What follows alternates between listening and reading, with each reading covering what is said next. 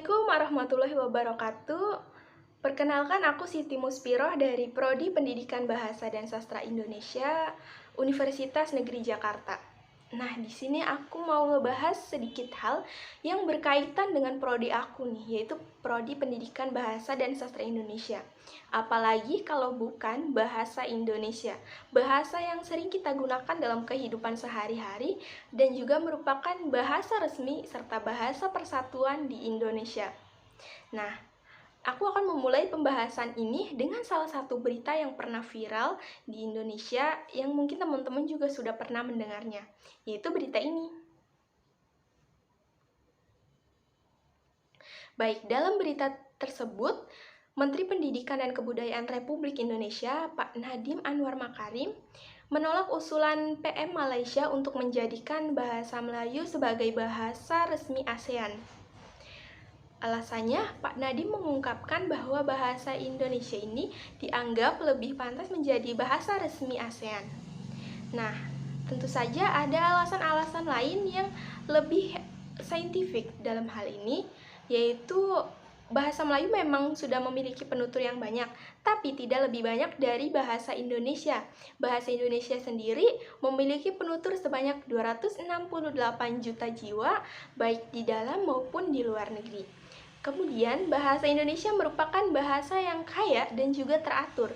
Bahasa Indonesia memiliki banyak sekali kosakata yang mendapat pengaruh dari berbagai bahasa, yang kemudian bahasa-bahasa tersebut disusun sedemikian rupa dengan aturan-aturan yang ada dalam sebuah produk pembinaan bahasa, baik itu KBBI, EYD, ataupun pedoman istilah. Berkaitan dengan banyaknya kosakata bahasa Indonesia, kosakata tersebut bukan murni dari bahasa Indonesia saja, karena dalam bahasa Indonesia itu mendapat pengaruh dari bahasa asing, seperti bahasa Inggris, bahasa Arab, maupun bahasa Belanda, dan juga bahasa lainnya tentu saja. Nah, bahasa Indonesia tidak serta-merta mengambil bahasa-bahasa tersebut untuk kemudian digunakan oleh penutur bahasa Indonesia.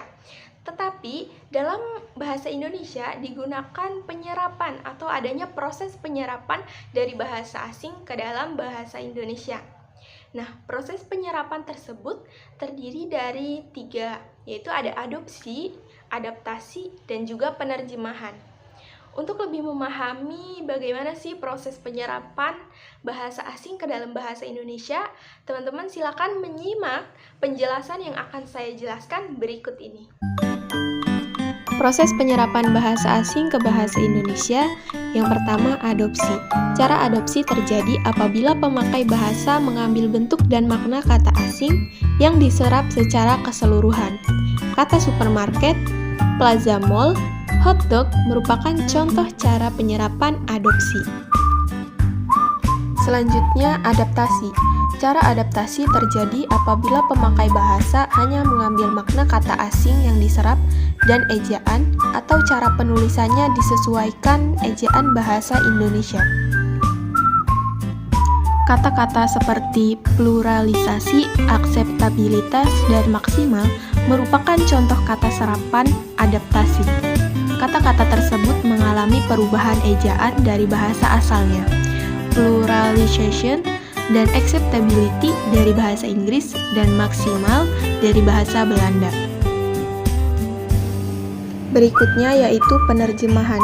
Cara penerjemahan terjadi apabila pemakai bahasa mengambil konsep yang terkandung dalam kata bahasa asing, kemudian mencari padanannya dalam bahasa Indonesia.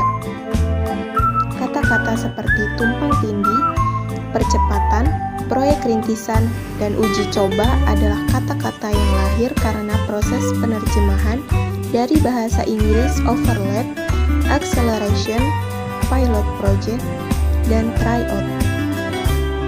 Yang terakhir yaitu kreasi. Cara kreasi terjadi apabila pemakai bahasa hanya mengambil konsep dasar yang ada dalam bahasa sumbernya, kemudian mencari padanannya dalam bahasa Indonesia. Meskipun sekilas mirip penerjemahan, cara terakhir ini memiliki perbedaan. Secara kreasi tidak menuntut fisik yang mirip seperti pada penerjemahan. Kata yang dalam bahasa aslinya ditulis 2 atau 3 kata dalam bahasa Indonesianya hanya 1 kata atau sebaliknya. Misalnya, efektif yang artinya berhasil guna, shuttle artinya ulang-alik, dan spare parts yang artinya suku cadang. Itulah tadi pembahasan mengenai proses penyerapan bahasa asing ke dalam bahasa Indonesia. Dan berikut sumber-sumber yang saya gunakan dalam video ini.